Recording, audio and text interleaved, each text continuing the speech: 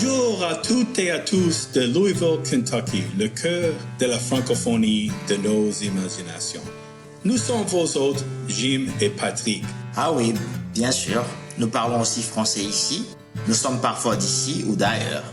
Et nous partageons la langue de Molière, de Senghor et de La Vie en Rose. Enfin, décontractez-vous chez nous et soyez le bienvenu au cœur de l'Amérique et que les bons récits commencent à rouler.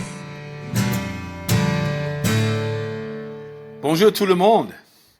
J'ai le plaisir de présenter une conversation que Patrick a eue avec Luzon Pivi qui vient de la République Congo-Brazza.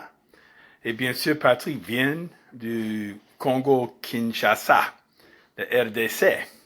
Et donc, Luzon est arrivé à Louisville en 2007 et c'est un thérapeute qui travaille avec les enfants et les familles.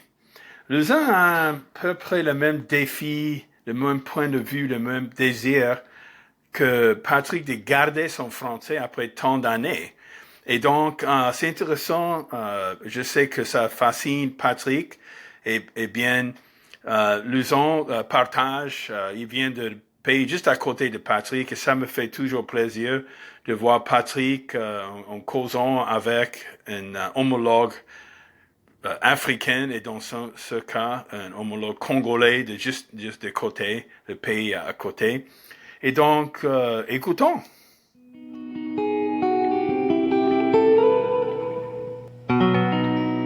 Salut la famille et soyez la bienvenue au Récit francophone.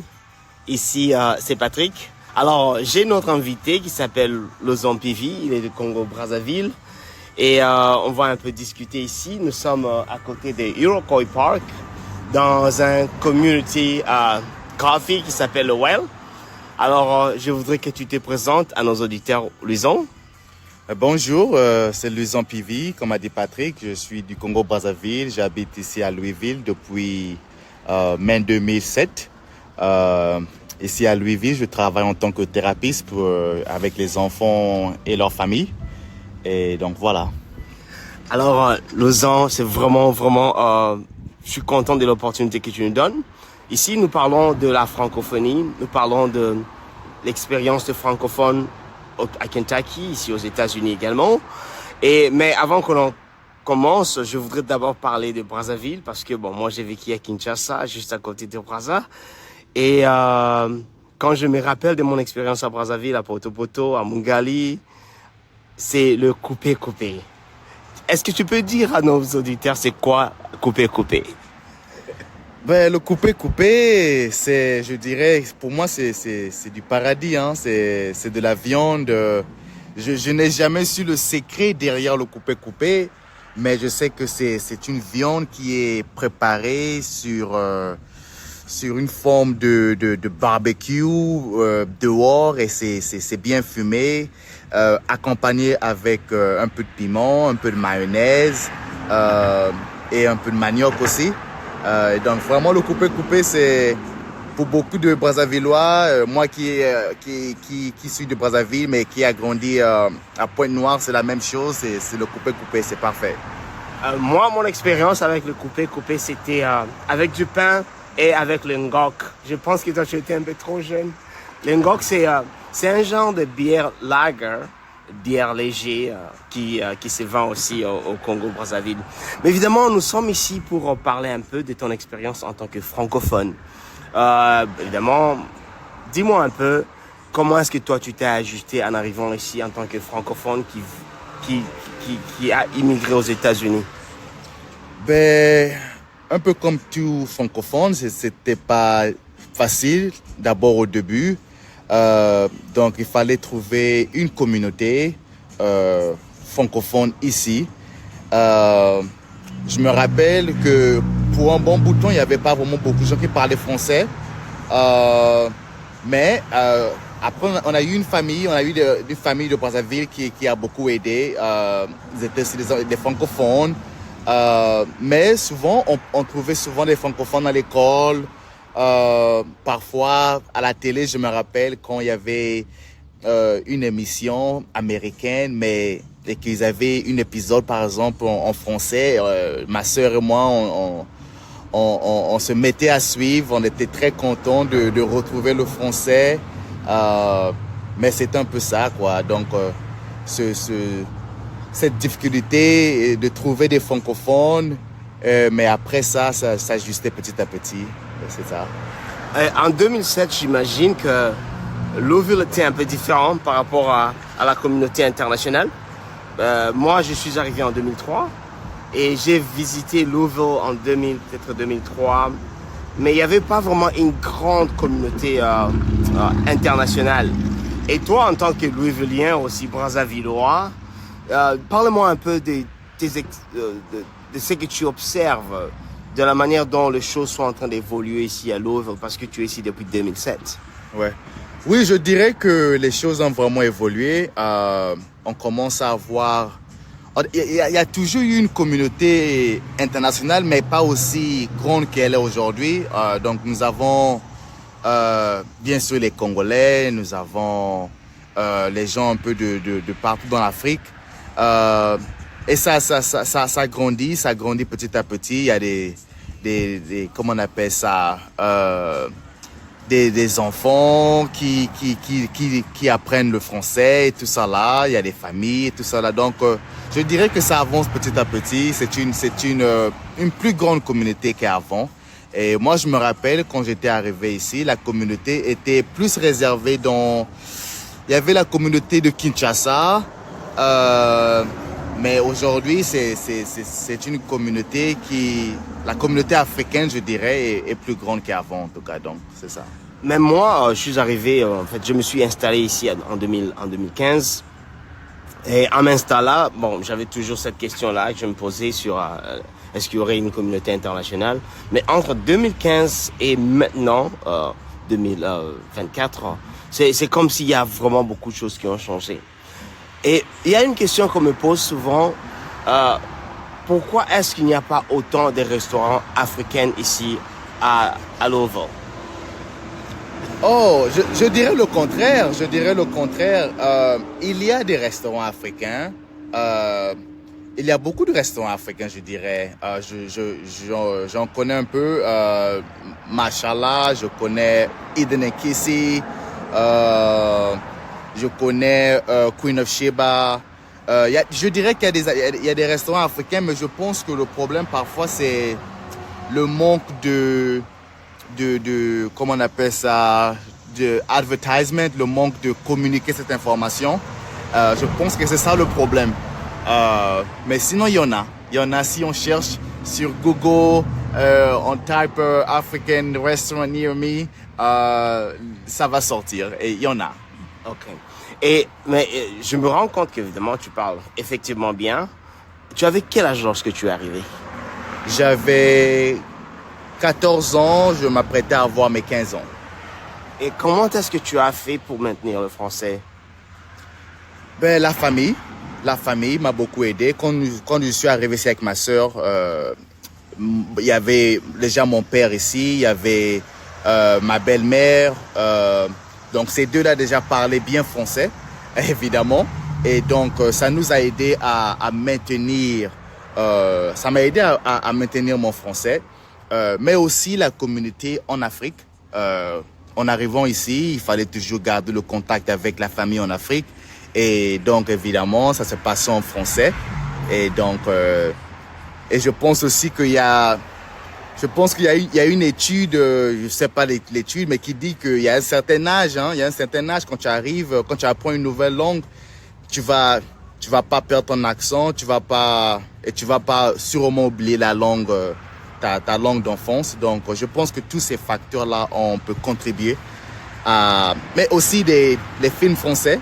Je suis beaucoup de films français, l'actualité française. On suit toujours, par exemple, mon film français préféré, Le Dîner de Cons. Le Dîner de Cons, c'est un film que je reçuis à plusieurs fois. Et donc, c'est un peu ça.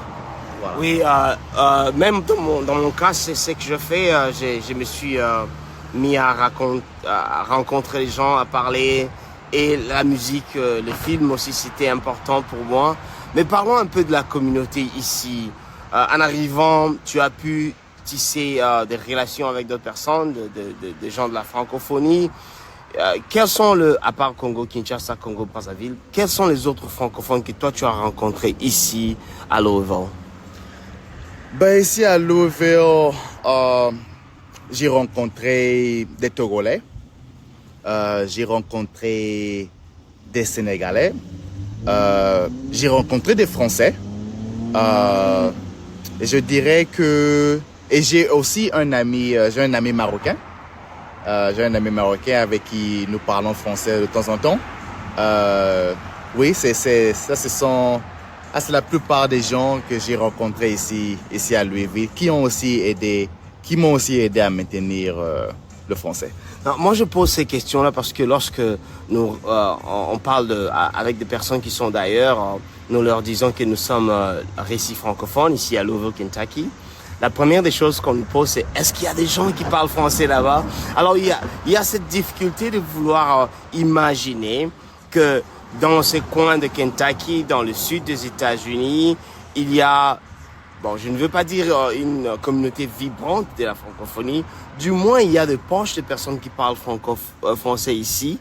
Et aussi, on essaie de tisser des très très bonnes relations. Et comme je t'avais promis avant notre conversation, tu es aussi un écrivain, mais on ne va pas directement parler de ton livre aujourd'hui. Je veux juste bouger, toucher un peu. Bon, on ne parle pas de ton livre, mais on veut juste savoir pourquoi est-ce que tu penses que c'est important pour nous, immigrants, d'écrire? Ben, je pense que chaque immigrant a une histoire. Et je pense que cette histoire est importante de partager. Et c'est comme ça que nous apprenons. C'est à travers les autres. Je pense que la plus grande bibliothèque au monde, ce sont les êtres humains.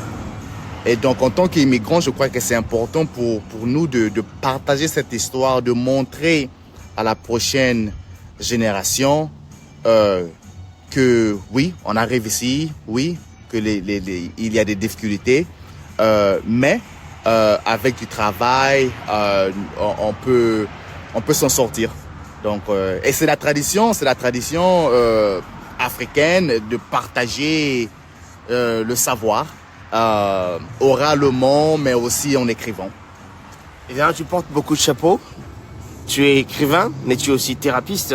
Tu fais la thérapie avec les enfants.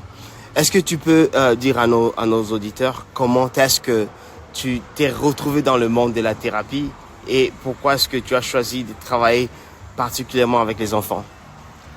Ben, j'ai toujours aimé travailler avec les enfants. Mon premier boulot ici à Louisville, c'était avec Americana Community Center. Et là-bas, j'ai travaillé avec les enfants, j'ai travaillé avec les familles. Et c'était ma première expérience, mais j'étais vraiment touché par ce besoin de vouloir aider. Et parfois, je dirais même d'être un peu comme un interprète pour les enfants vers leurs parents. Et donc, après cette expérience, je suis allé à l'école. Je me suis un peu embrouillé avec les sciences politiques, mais après... Embrouillé avec les sciences politiques? Ouais, j'ai fait mon bachelor en sciences politiques, mais je sais pas vraiment comment je me suis retrouvé dans le social work, dans ce métier d'être thérapeute, mais c'est vraiment, je dirais, un peu par chance, mais aussi un peu par étude, par conseil. Je me suis retrouvé dans le social work et j'ai retrouvé ma passion. Je me suis dit, mais c'était cette chose-là que j'ai aimé quand j'ai fait Americana. Et j'ai trouvé que c'était le social work. Et donc aujourd'hui, je suis vraiment, vraiment content dans ce rôle en tant que thérapeute et social work. Et en tant que thérapeute, est-ce que tu travailles aussi avec des immigrants? Ou bien, dis-nous un peu quelle est la clientèle avec laquelle tu travailles? Ben, la clientèle, elle est pour la plupart américaine, afro-américaine, les blancs, je travaille plus avec les blancs et les noirs américains. J'ai, je dirais, un seul client immigrant. Et c'est un client que moi, personnellement, j'ai voulu, quand je me rappelle, quand il était à l'école et il avait des problèmes à l'école et que l'école voulait qu'il puisse travailler avec un thérapeute. Moi, j'ai levé le doigt, j'ai dit, moi, je veux travailler avec ce client. Il me faut un client immigrant. Je ne peux pas avoir 24 clients. Au plus ça, il y a même pas un client immigrant. Donc, je suis ravi de l'avoir. Mais la plupart, je dirais, ouais, pour répondre à ta question, la plupart de ma clientèle, elle est américaine. Et il n'y a pas des hispaniques ou d'autres communautés internationales parmi ta clientèle? Et on a peu d'hispaniques, on a peu d'autres nationalités. Je dirais que les hispaniques, ils ont une communauté. Je crois qu'il y a la casita. Voilà. Je sais pas vraiment, je suis pas trop informé sur ce qu'ils font, mais je pense que les hispaniques souvent ont une communauté qui leur sert souvent directement en espagnol et tout ça là. Donc voilà. Et je pense aussi que parce que la thérapie n'est pas vraiment africaine, hein. C'est pas vraiment quelque chose que nous les Africains nous avons nécessairement nous connaissons vraiment de ça. Et donc je pense que petit à petit c'est quelque chose, c'est ça un de mes buts, c'est d'introduire la thérapie dans la communauté africaine, dans la communauté francophone ici à Louisville. C'est justement la question que moi je me posais souvent, ou je voulais demander. Est-ce que, en tant qu'immigrants, évidemment, nous avons passé par différents chemins, il y a différentes circonstances et tout.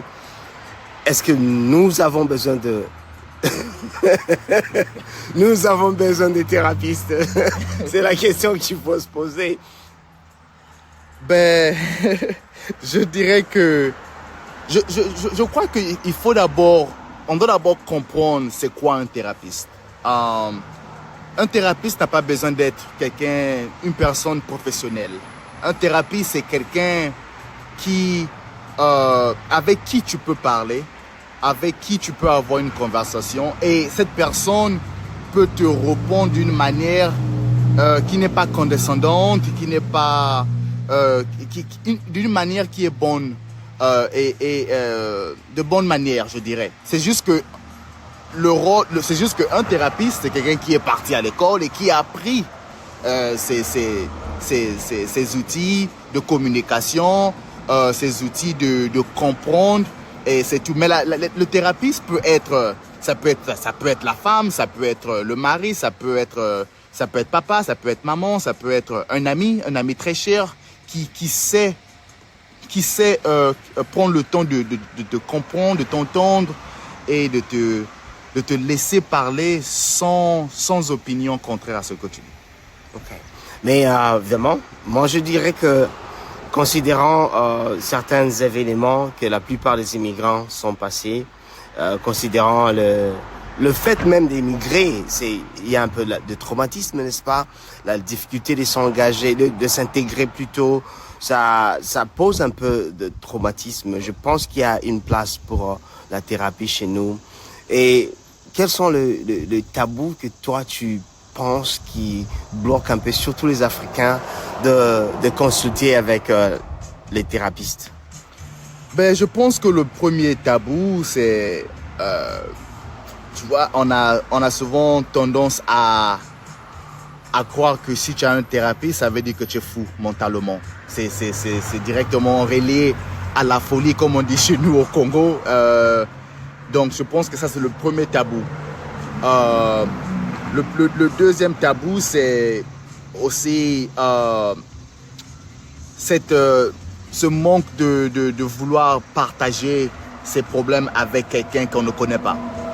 Et ça, en tant qu'Africain, on aime notre communauté, on aime garder les choses dans la communauté. Et donc, partager des choses de notre vie privée avec un thérapeute, c'est un autre tabou.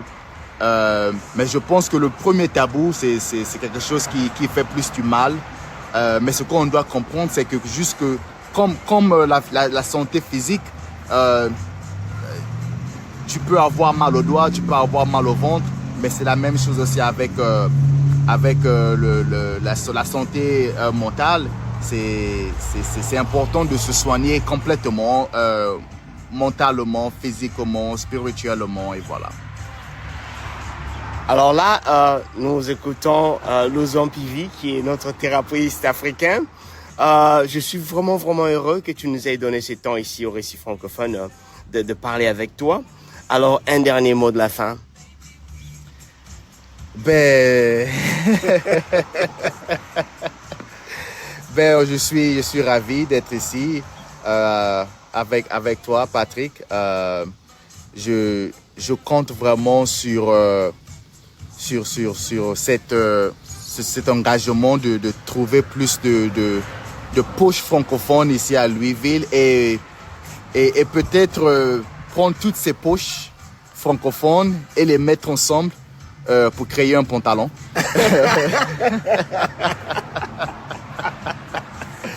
Ok, Luzon, merci bien et à plus. Ok, bye bye.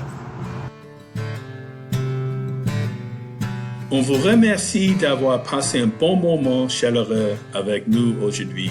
On vous souhaite les meilleurs vœux de chez nous à Louisville, Kentucky. Au revoir les amis et à la prochaine.